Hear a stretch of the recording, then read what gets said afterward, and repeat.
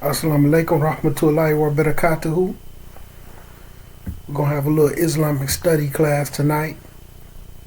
And the main focal point is going to be on purifying yourself, purifying the nafs, purity in Islam. and we're gonna go over a small treatise by Sheikh al-Islam Ibn Taymiyyah on purifying the self. Very beautiful, very, very, very, very beautiful, beneficial short treatise, right? So I'm going to point out a couple of Quran ayats that I got written on the board before we get into the purifying the self. So you have now this thing, which is not a new thing, but this modernization of Islam, right? Islam for modern times. And I want to say that the ones who's pushing this type of rhetoric, they don't have a real understanding for what Islam is. Because saying this is to say that Allah didn't perfect Islam, that Allah didn't know what he was doing when he sent Islam down. Even if we get to a time where we living in, if we live in outer space, driving spaceships, pure Islam is still gonna fit our way of life. Praying 5 times a day, fasting for Ramadan, paying zakat, keeping our shahada intact. You know what I'm saying? Even if we wearing space suits, covering the aura is always going to work. So there is no change in that. But because people think true Islam is a cultural thing. You know what I'm saying? Because they don't really understand what the deen is. So this mixed message is messing things up. So you have some of this modernist term analogy of we need to practice Islam for modern times. We need to practice Islam in a way for black people. Right? Even when, and this isn't to stay on the brother, because this is a rhetoric that I've been listening to for years. So we say, like even with that brother said, he looking at the people like this stuff I'm learning in Islamic class, this ain't gonna fix black people, right? So Islam isn't gonna fix people. Or you have to take Islam and adjust it and change it for them to accept it. So let's just take a look. If we look at what plagues the African American community, we'll start with just the youth. A lot of the stuff that they're falling into stems a lot from the music. Everybody want to be a drill person. And I'm saying person because they might not want to be a drill rapper, but they want to be the person that drill rappers speak about. See, these people took a concept, and throughout my life, I remember a time when this just from me paying attention and looking back on my life, because I've always been an analytical person. and studied people and studied life, right? When I was younger, and I remember how NWA, a rap group, came out, and all over the world people started wanting to wear Dickies and Raiders coats and Raider hats, to the point where here in Illinois so many people wore Raider coats, the starter coats. The police would pull people over because they had Raider coats. It was a way to profile blacks.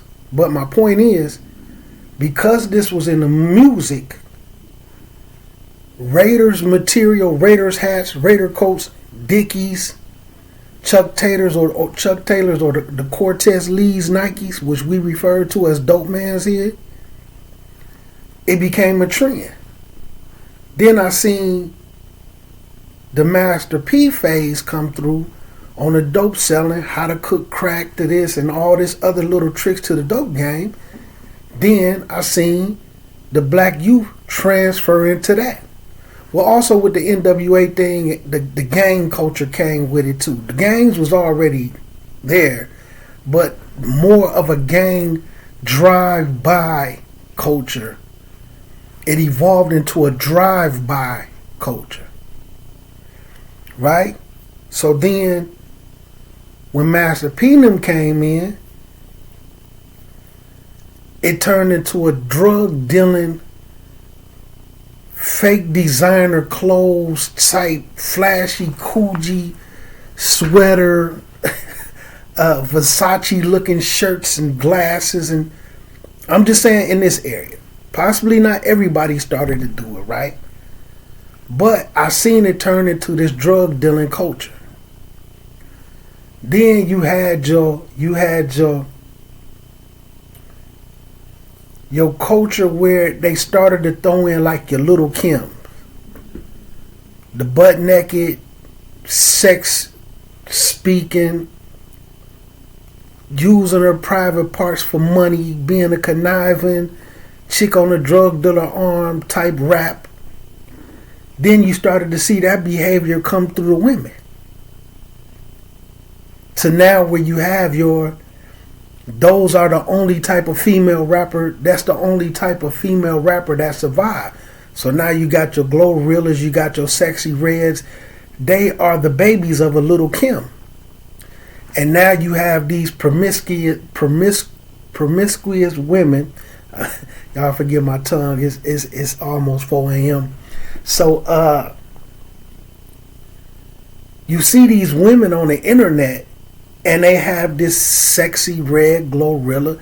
But like I said, it started with a Trina who birthed a Little Kim, but Little Kim took it a little further. She was able to get the message further than Trina was. So now it's all the way down to when they put it in the music, it affects the culture.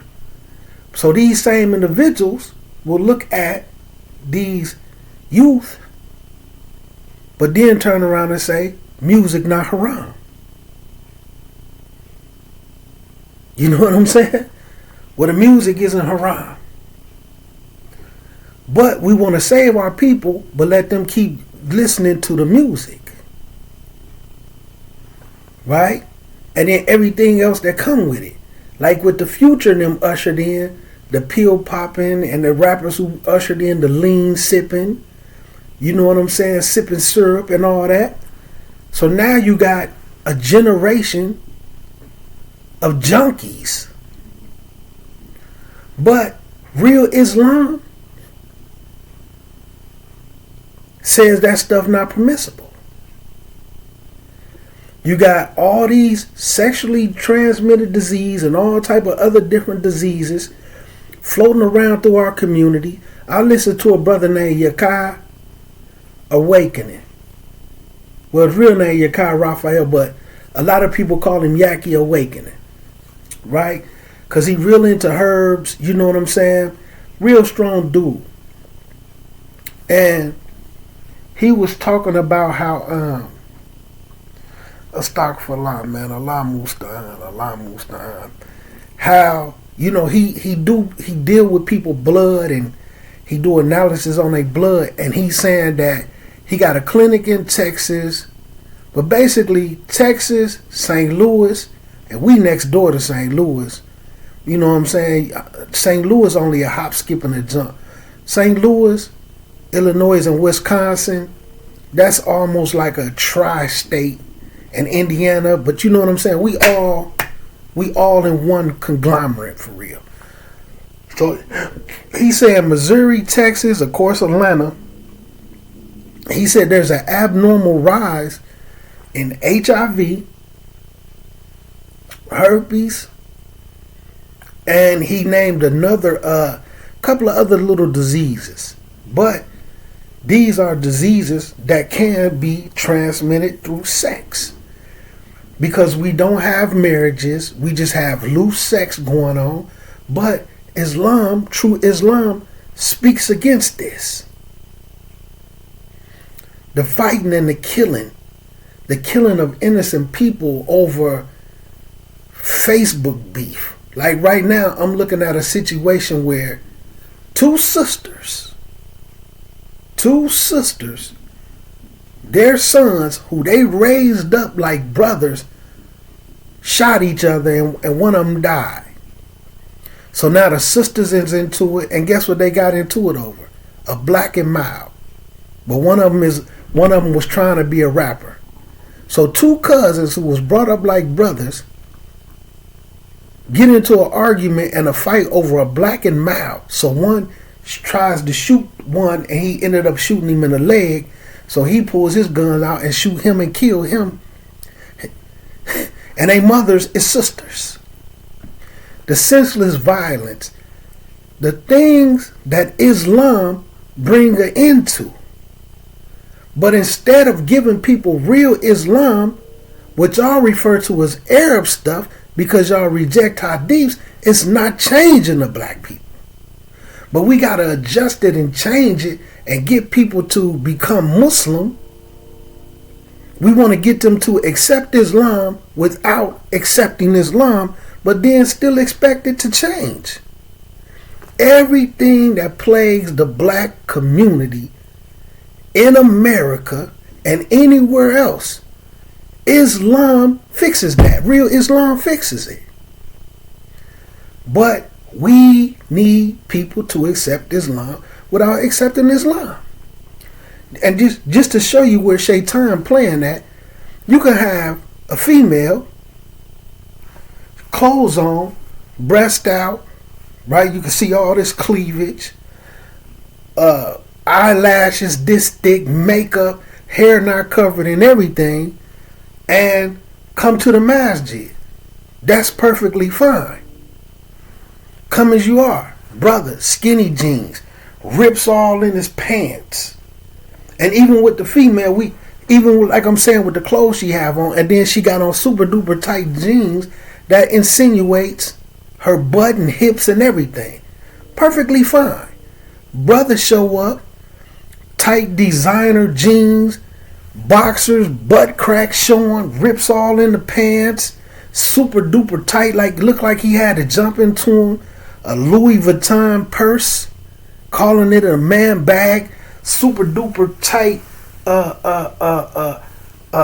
Gucci shirt where the bottom of some of his belly and stuff is showing, come to the masjid. That's perfectly fine.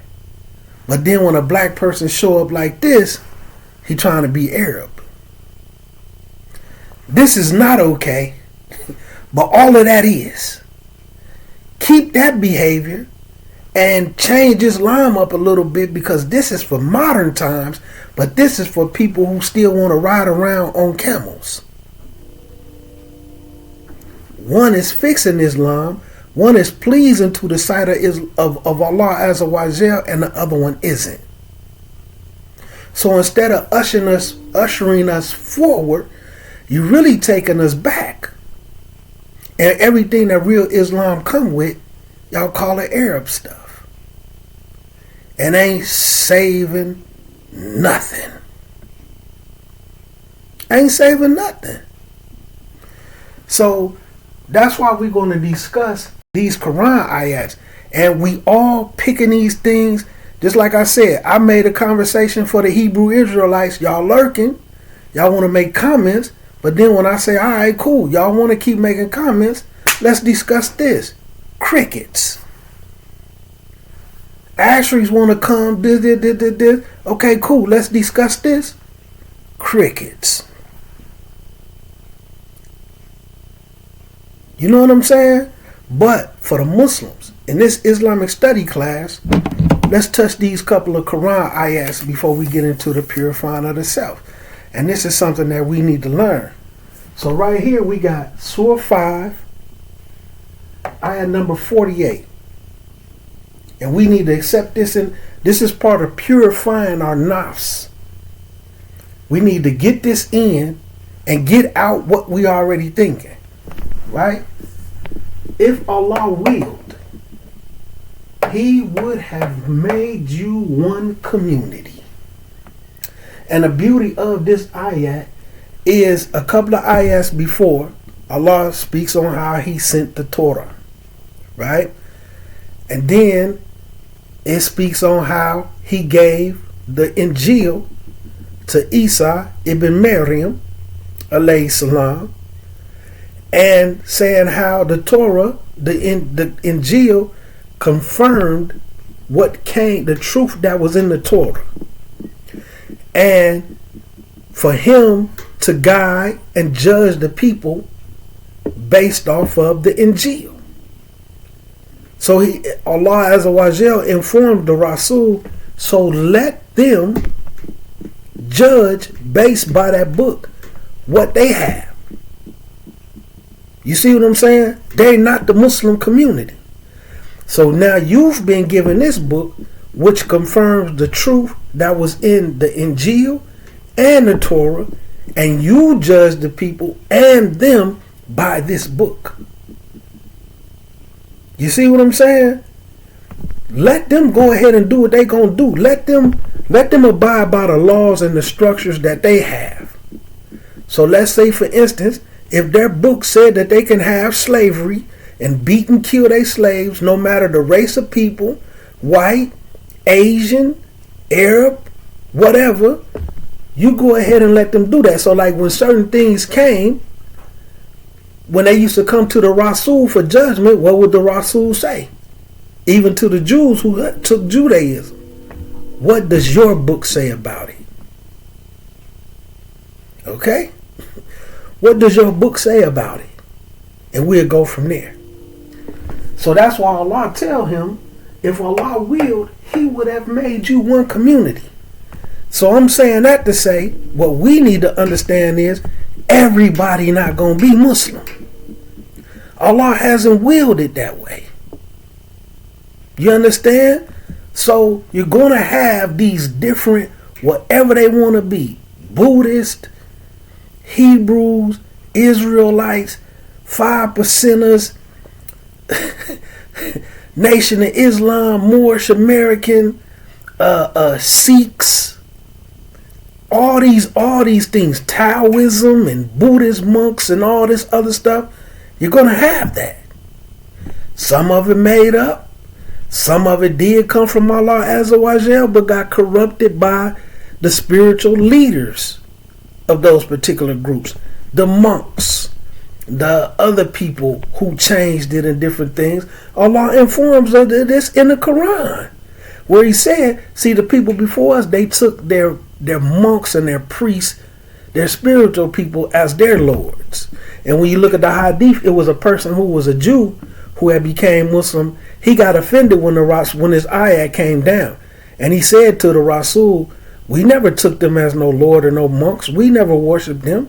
And the Rasul told him, when Allah made something permissible and they told y'all it wasn't permissible to do something else, y'all listened to him.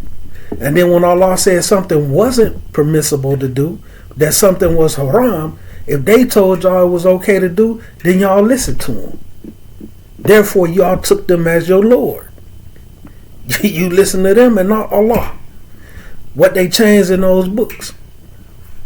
So we're not going to be one nation. We're not going to be one community. Black, white, Asian, and people stuck on this race. Islam make it clear to us, we Bani Adam. We are all the children of Adam. So whatever Adam was, we're all that race. We just different colors. Just like the animal kingdom. You have pit bulls. You have blue pits. You have red pits. You have black pits. You have all white pits. You look at the cats. Orange cats, yellow cats. Now, some things, they all look the same. But like even with birds, you got black birds, brown birds, you got cardinals, blue jays. But they're all birds. We're all the children of Adam. We're just different colors. That's it. That's it. Hair a little different. That's it. You understand? So yeah, you see where they speak on the children of Israel because a specific message was sent to them. You understand? A specific message was sent to them, and prophethood was sent to them because they were some of the most corrupt people on the land at the time. And prophethood was coming through the bloodline of Noah and the covenant of Abraham. You understand? So, we're not going to all be the same, but we can get along. So there's saving black people, everybody. You got white people trying to save white people. You got Chinese trying to save Chinese. And they losing sight of what Allah Azza wa Jal said. And the fact of the matter is, ain't no one particular person going to save their whole entire race, whoever they is. Not one particular people. You could take one person from every single race and come together as one group, and they not going to save all of the people. Why? Because we too detached from what Allah Azza wa Jal has sent us. Now what Allah Azza wa Jal has sent before us, for the people who accept that and live by that and follow that, they're going to be judged by that. You know what I'm saying? Muslims ain't the only people going to be in Jannah. Now, this stuff that they have now is too corrupted. They don't have a real version, but the people who follow Isa alayhi salam when he was around, and people who was able to follow what was real before it got corrupted, and the same with Abraham and Jacob and Isaac and Ishmael and all of them, if they did what they were supposed to do, they're going to be in Jannah. Now, this stuff people have now, they don't have that no more. So, it's just not going to happen, man. It's just not going to happen. But what Allah says, though, is, so compete with them in good deeds. We need to be better than them. Not just like them. Not water down our deen. Talking about because that's old camel jockey 1400 years ago Islam. That's the Islam that was created for Arabs. That's batil. It's batil. That hadith stuff is superstition. It's just a bunch of made up crap, and it's never going to save black people. The Nation of Islam ain't save black people either. I don't care what you put honorable on their name. The Moorish Americans ain't saved black people either. This is about saving yourself and getting yourself into Jannah and your family. And the answer and the keys is the Islam. Because the beauty of it is this.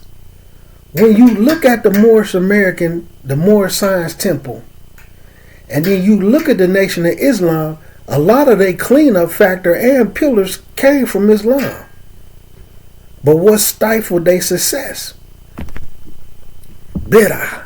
Changing it and adjusting it, talking about it's making it better for black people. They mix disobedience with obedience.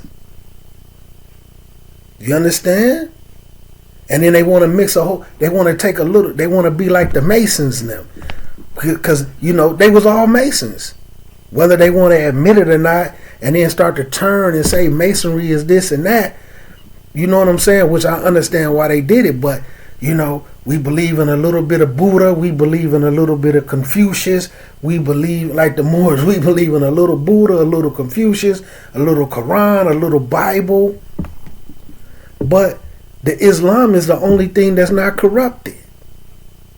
All that Buddhism, all that Christianity, all them books been changed, but then who turns around and start corrupting the Islam? Y'all did. And as long as y'all stay away from them Arabs, y'all never going to know real Islam in order to know that we're not right in what we teaching you. But it don't matter about us being right or wrong. We're just trying to give y'all something that we can get rich off of, but at the same time have a united front of some black people looking good, and then we could get grant money. 16, Surah 16:93. Had Allah willed, He could have made you one community. So this is a test, and you will be questioned. And Allah is going to show us, when it's all over with, He's going to show us in what we different in. The beauty is, when you know how to attach the Quran and the Hadiths, it makes clear what they changed in them books. You know what I'm saying? What we need to stay away from. It makes clear how we supposed to deal with them. Allah makes Muslims. Yeah, we get a dawah, but if they don't accept Islam, we don't hate them. We don't go to them and try to argue and change them and fight with them. The type of stuff they do to us, that's not in our deen. You fight with who fights you. We're just people. There's no teaching of hatred in Islam anywhere. But see, all of them, they have some teaching of hatred. Now, we're not saying what the Muslims teach, because you do have some Muslims that teach hatred, but they generally teach Muslims how to hate other Muslims. Hate the Arabs. They hate the old dirty, filthy, stinking Arabs and stay out of their masjids. Hate the white people. They devils. Hate the Arabs too, because of this, that, and the third. But then also hate anybody that ain't a part of this nation. And if they come up with some teachings and try to be any better than us, and their hands is in our pockets, we're going to bust that eraser out on them. Huh? Take that ink pen and scribble them out of the picture. Islam is the only thing that doesn't have any teachings of hate in it. Christianity, white people teaching to hate black Christians. We don't even want you NIGGERs in our heaven.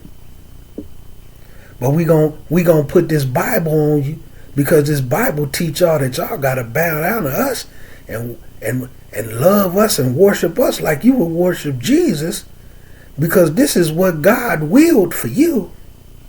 Yeah. This is God's will, because Jesus suffered. So you NIGGERs need to suffer too. And get out there, take this book and teach it, and make sure all y'all can learn it and build this country for us, stupids. And eat all the worst part of this pig. Eat the booty, squeeze all this feces from all this stuff. Squeeze all this feces out of this hog, and then run some water through that and throw some hot sauce on that stuff and call it chitlins, while we eat the ham and bacon. Hey, y'all can have these nose, ears, tails, and feet, and you gonna love it. You know why? Because you's the Hebrew. And right here it says, do you Hebrews just like this, and it's perfectly fine. Man, get out of here. 42, Surah 42, ayah number 8. Had Allah willed, He could have made all of humanity one community, one religion, under one deen. But you will be tested, and you gonna be questioned. So I like you will be questioned a lot stronger than you gonna be asked about what you did, because when you go to the police station and you get put into an interrogation room, you being questioned. Why are you being questioned? Because they trying to convict you of something. Just like when we play First 48.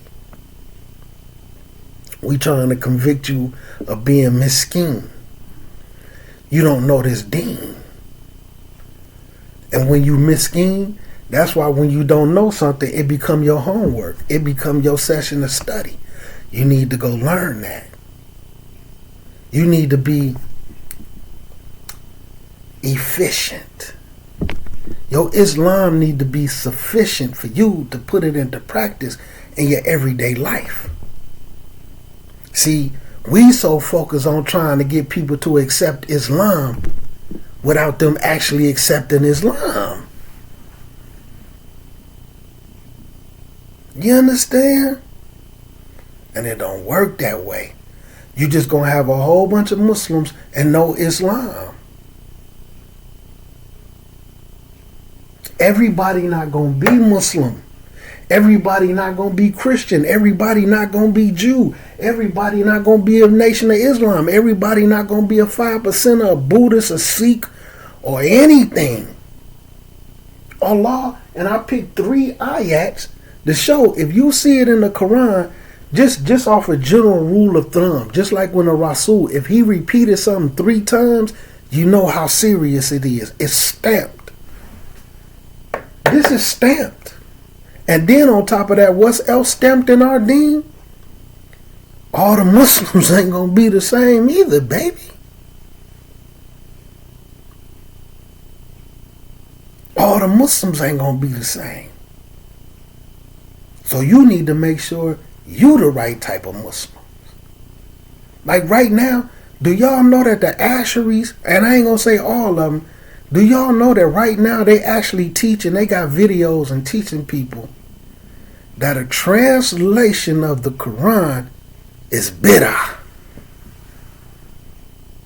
If an English translation, a Spanish translation, a Korean, Chinese, Malaysian, Jamaican, Ethiopian translation of the Quran is bid'ah? Who they sound like, y'all? I keep telling y'all, man. Who they sound like? They sound like a particular group of Salafis that just label everything a bid'ah when it's not. Now, all of a sudden, English translations or any translation of the Quran is a bid'ah. So, for people who confuse and don't understand, what can this do? Can stop them from reading the Quran that's been translated into English. But then they not going to go learn no Arabic. Now, they done took the Quran out of their hand, so now they subjugated to listening to their mouth. And whatever you tell us about Islam, we ain't going to come across this type of stuff. And then you're going to be on a mission to make everybody an Asheri. Even coming to individuals like me, because you think I'm a Germantown person, now you're going to make me an Asheri. Had Allah willed, He would have made us all one community. We ain't even going to all be the same in the same community. Y'all better learn this deen. You know what I'm saying? So now we're going to get to the purifying of the self. And we're going to read a little bit of a short treatise by Ibn Taymiyyah. And what I want to keep in mind, for the deeds to be accepted, some people put it in 2 categories. So I'm just saying this in case you see it somewhere. On the pure side. Because of course you have some that leave out the second. So for your deeds to be accepted, You have to have pure intentions. 1, your sincerity has to be intact for Allah Azza wa Jal. And then 3, it got to be in accordance with the Quran and Sunnah. Now, some people put it in one category and put intentions and sincerity the same. And then it has to, or they'll put, this is some of the tricky stuff they starting to say, it has to be done correctly. Why do they put the word correctly there? Because it's an omission of Quran and Sunnah. Trickery of the English language. So that's why you have to understand these being accepted when you see stuff like that. They take off intentions and put sincerity and correctly. It got to be done correctly. What is correctly? Because a lot of people do things that's not in accordance with Quran and Sunnah. And they think what they doing is correct because this is what you've been told. But is this how the Rasul taught it, lived it, and the people he taught acted upon it? No. Intentions had to be pure. Sincerity, the deed done sincerely for Allah alone. Seeking Allah's face, however you want to word it. And it got to be in accordance with the Quran and the Sunnah. So when it comes to the things of purifying the nafs, you need to have these things intact. And one example, like I used to have to give people, because people be like, your intentions is always pure. Your intentions is your intention. That's not true. Because I remember being like little kids. Let's say you see 2 kids jumping off of the bed, right? And they jumping and this and that, and one of the kids is mad at the other little kid. It looked like they just jumping on the bed to have fun with them. But that's their intention. I want to jump on the bed and have fun. But underlying the intention is really to knock the other little kid off the bed and make them hurt themselves. Or like I tell brothers, you might see a Muslim sister or another sister and you offer to give them a ride. Seems pretty pure and innocent, right? Good intentions. But your real intentions is to get their number or to see what's to them, to see if you can get their number. So the ride, it looks like a good deed, but really you on some self-serving mission. This is where your intentions and your sincerity has to be intact. Just like the same thing, some people can come together talking about having classes and opening a masjid. But some people's intentions might be how to make money off of it. How to be the superstar of it, even if it means corrupting the whole entire thing. You see what I'm saying? So when it comes to purifying yourself, you really need to look into your intentions and your sincerity, and it has to be done in accordance with the Quran and Sunnah. Let's go into this treatise by Sheikh al-Islam Ibn Taymiyyah. Right? So there's a book called Concise Legacy. I don't know how it's translated, right? So it's a book by Ibn Taymiyyah. So I was going through it with a small scholar. We actually did the book. You know, like when you study like the way I had to, you just had to catch books, and it ain't like a whole one set curriculum like the university. When you sitting with scholars and students, you had to catch certain books and this and that and tarbiyah. So we was doing a book by him called The Concise Legacy. And when I went to go look for the book, I seen this whole entire compilation with like 1, 2, 3, 4, 5, 6 books by Ibn Taymiyyah with the Concise Legacy mixed in it. And the last, I still got to read the last book, but I did that with him, and I got this, and it's like, wallahi, I used to be reading this at work, and I would be reading this, man, and certain parts of it would make me cry. And then going through it with the scholar while he's reading it in English, he's reading it in the Arabic and breaking it down. And for the people who need the English, the training wheels, we had another particular book, but I had this one. And it was making me cry, man. So look, this right here, Purifying the Self and the means to achieve it. So Shaykh al-Islam Ahmed bin Taymiyyah, may Allah have mercy on him, said, the section on purifying the self, Tazki al-Nafs, and how to purify it through abandoning prohibited matters while performing that which is commanded of it. So again, in order for us to start to purify ourselves, and just like for the Ashri brother who wanted to talk about the Ihsan, it's about purifying yourself, right? The ones who purify their hearts. This is even some of the aspects of, because they hate Ibn Taymiyyah. Ibn Taymiyyah died in jail and nobody objected to it. But as you can see, Ibn Taymiyyah talked about purifying the heart too. What made him so bad? You see what I'm saying? People need to be careful, man, what they say about other people when your beliefs might came from his teachings and you don't know it. So, and for us, as this modern black community, how are we going to purify ourselves and our communities and clean up the communities and our masjids and what we got going on, and being in a position with Allah Azza wa Jal, as if we still thinking because of the Moors and because of the Nation of Islam, like there's a black Islam, like Allah gonna look at all of us and be like, yeah, that black version of Islam is popping. You know what I'm saying? It don't work that way. But for those who want to save the black people, and by getting them to accept Islam without accepting Islam,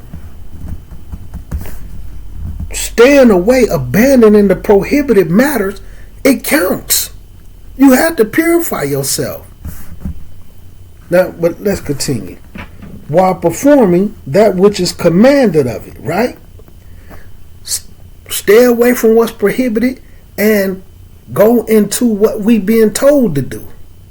We do we do the exact opposite. What we told to do, we don't do it.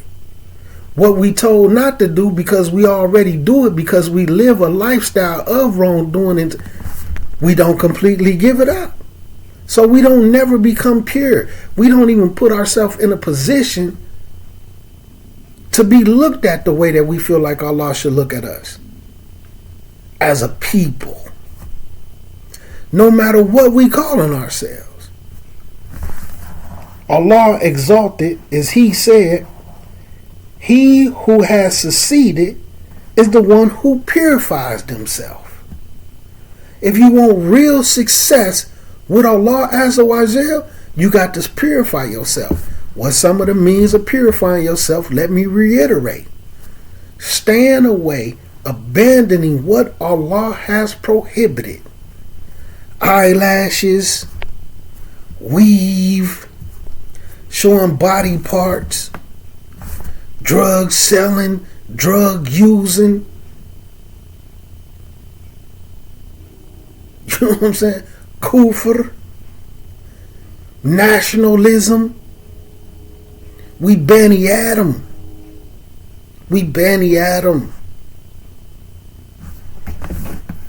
So that's ayat number 9 in Surah 91. And then he brings another ayat. Kind of like this style, how I bring 3 ayats from 3 different surahs, stamping this fact right here. So he brings another one. Ayat number 14 in Surah 87. He has succeeded who purifies himself. Again, what's the means of starting that purification process?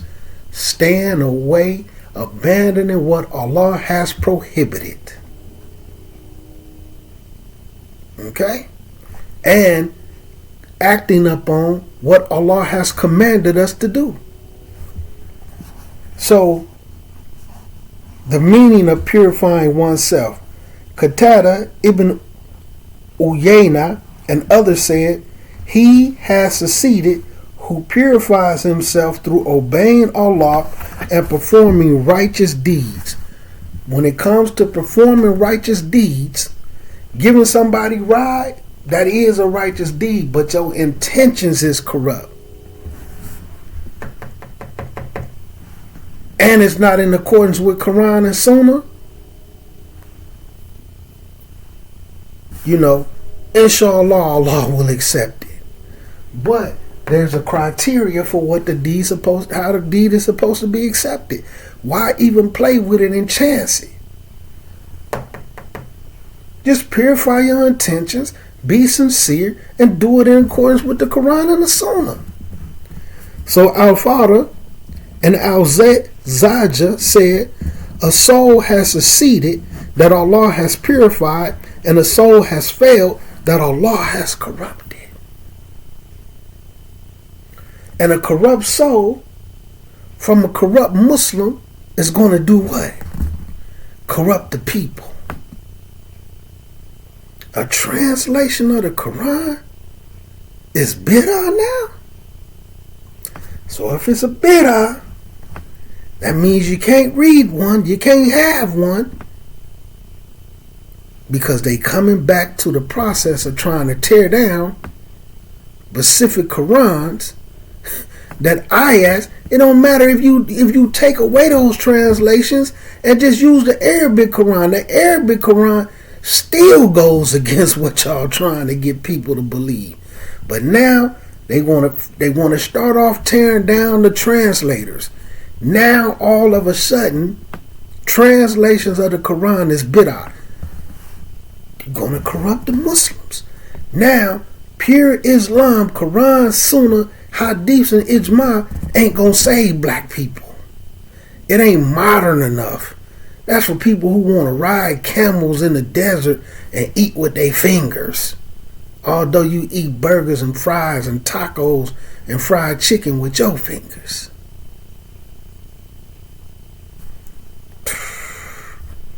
You're going to corrupt the people.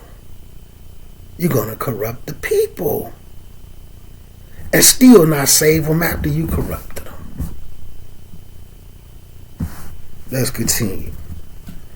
Al-Walibi mentioned the same thing on authority of Ibn Abbas, may Allah be pleased with him and have mercy on him, in a way such that the chain of transmission was not connected. However, that is not what was intended by the ayat. Rather, what was intended is the first statement with its authoritative wording and meaning. As for the wording, he who purifies it, the he part is considered in the Arabic language to be a relative pronoun, and it necessarily refers back to the self, the nafs. The one who purifies is nafs, right? So when it is said, a person has succeeded who purifies himself, the pronoun for person in the Arabic word purify himself is referred to by the word who. This is an aspect of Arabic discourse about which there is no doubt in its correctness, just as it is said, he has succeeded who fears Allah, and he has succeeded who obeys his Lord. And just 1 second, because I put an asterisk right there. Let me see what I put on there. Okay, see what type of note I had.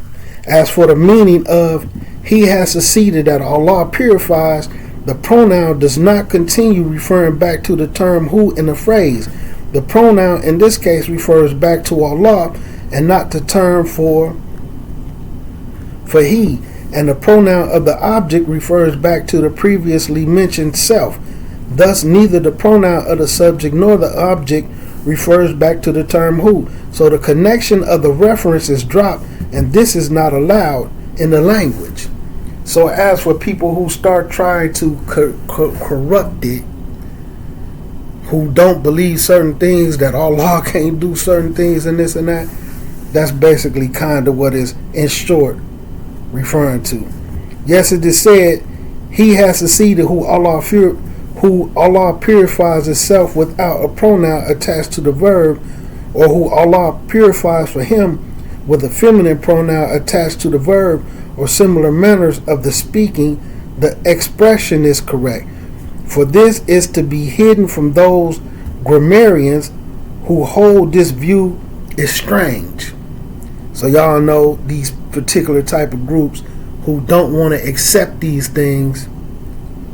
This is basically what it's referring to. In the language, it's incorrect for them to try to do what they don't understand the language, right?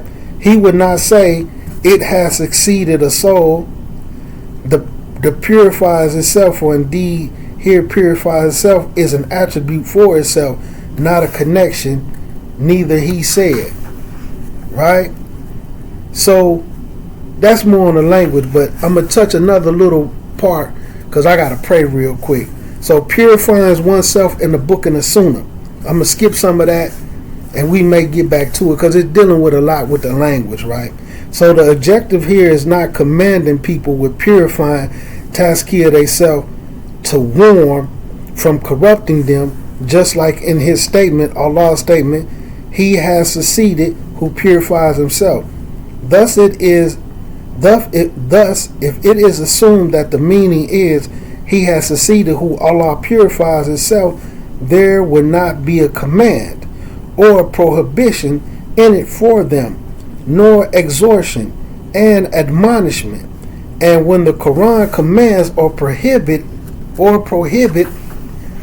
it does not mention divine decree alone. It does not say he who Allah has made a believer. Rather it says the believers have succeeded.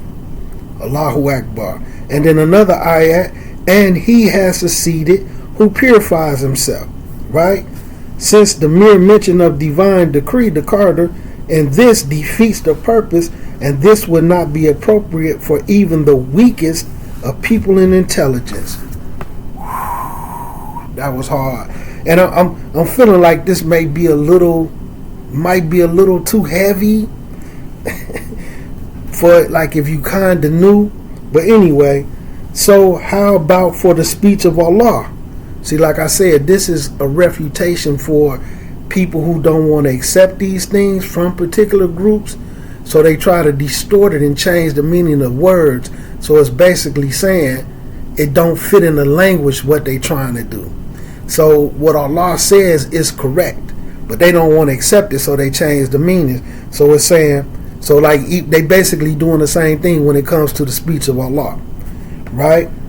Do you not see that purification is in the position of commands, meaning you have to purify yourself, right? And prohibitions, exhortations, and admonishments to mention what is consent with promises and threats, praise and consensus. This hard. I just feel like this might be a little bit too up there. And the Quran only mentions the divine decree when making clear his favor upon them, whether for something they did not do or for his favors of belief and righteous deeds. Thus the Quran mentions purification in the context of his might and will, and as for when in connection with commands, then the Quran does not mention it except along with favors, like in this statement, Quran ayat number 21, surah 24, and were it not for the favors and mercy of Allah upon you, not one of you would have ever been purified. Whew. Boy, that's hard, man. So I'm gonna end it on that one, man. Cause I gotta get ready to pray, man. I'm you know, for everybody who's been along with me, man, on this journey, I'm trying to complete the whole Quran during night prayer before Ramadan starts. And alhamdulillah, man, alhamdulillah, we got, and I was a little nervous because I was slow dragging. I was doing the prayer, but I wasn't reading as much Quran as I should be, right? So this the 26th. We got 3 to 4 more days before this month is over. Right now, I'm only a couple of surahs away from the 29th Juz, man. I'm in the 28th Juz, but I'm close to the 29th. So when I get done tonight, I'm definitely going to be in about I'm definitely going to be in the 29th June. Inshallah, bisni Allah ta'ala. So then that'll leave me with the 29th and the 30th, which inshallah, if I don't complete it all tomorrow night in prayer, by Monday, I should be done. So I got 3 to 4 days. You know what I'm saying? From including Sunday, Monday, Tuesday, Wednesday, right? So I should be done, inshallah, if not by Monday, by Tuesday, man. And that's, man, y'all just don't know how that make me feel, man. Doing a whole entire Quran in Arabic, you know, not trying to be funny, like a lot of people, like it, although, well, nah, doing, yeah, nah, without it being Taraweeh. You know what I'm saying? I mean, without it being Taraweeh from Ramadan, though. Throughout the whole year, reading the whole Quran in Arabic, and it sound, for me, this sound like an incredible feat. But the Sahaba used to do it 2-3 times a week. 2-3 times a week. You know what I'm saying? That's hard. That's hard. So 2-3 times a week, the whole Quran. And I done did it from one Ramadan, like when Ramadan ended, all the way to this Ramadan. The reason why I want to be done a month before Ramadan start, that's my goal, because I want to take that month to start what I'm gonna start doing through the night during Tahajjud to the next year. I'm still gonna pray, inshallah ta'ala, but I'm gonna go back to working on my Arabic and memorizing the Quran every night during Tahajjud. You know what I'm saying? I'm still gonna do some rakats, but that's my plan. So when Ramadan end this year, soon as Ramadan end, from that year all the way to the next year when Ramadan start, every night I'm working on memorizing the Quran and my Arabic. I'm gonna work on the Arabic every day and night. Of course, with the Quran, I'm gonna have to be revising, but at nighttime, we're gonna be working on them surahs, inshallah. So that was just my goal from last Ramadan, what I'm going to do. So people, you know, like we have Ramadan goals. You should have goals from Ramadan to Ramadan. Like for 2 years in a row, I said I'm going to do every single fast that's in from Quran and Sunnah. I did the fast of Dawood. I did the 3 days a month, the 10 days for this, the 10 days for that, the 6 days of Shawwal.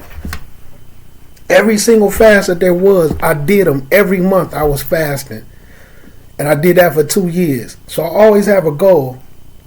And Tahajjud, like going to sleep, waking up and praying, not just the night prayer, actually going to sleep and waking up to do it, and complete the whole entire Quran before Ramadan starts.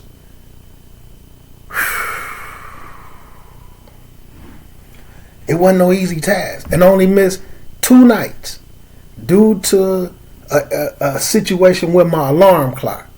I left my phone in one room and fell asleep in another, so I didn't even hear it until my adhan went off.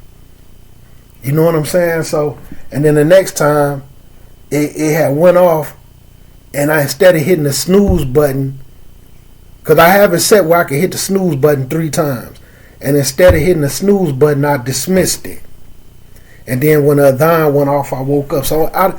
But from one Ramadan to the next 2 nights, that's extraordinary. You know what I'm saying? Night prayer every night, reciting a whole bunch of Quran. So alhamdulillah, I'm not saying that to be bragful, man. I'm just happy, man, that Allah wrote it for me to do it and accepted my du'as. I had to do a lot of du'a for Allah to allow me to do that. I've tried.